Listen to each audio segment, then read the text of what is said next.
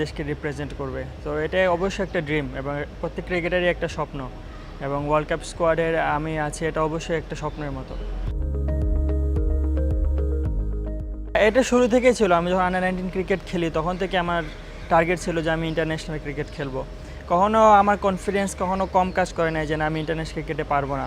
আমি এভাবে নিজেকে রেডি করছি ইন্টারন্যাশনাল ক্রিকেটের জন্য যে না আমার ওইখানে গিয়ে ডমিনেট করা লাগবে।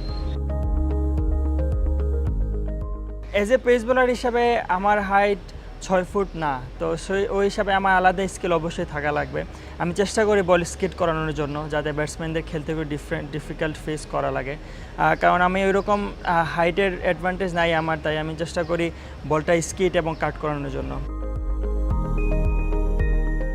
বিশ্বকাপ আসলে অলওয়েজ এক্সাইটেড, সবাই ওইখানেই টার্গেট করে থাকে যে আমি ওয়ার্ল্ড কাপে খেলবো এবং ওইখানে আমি আমার বেস্টটা দিয়ে দেশকে কিছু দিতে পারি। তো আমারও এটাই ইচ্ছে থাকে।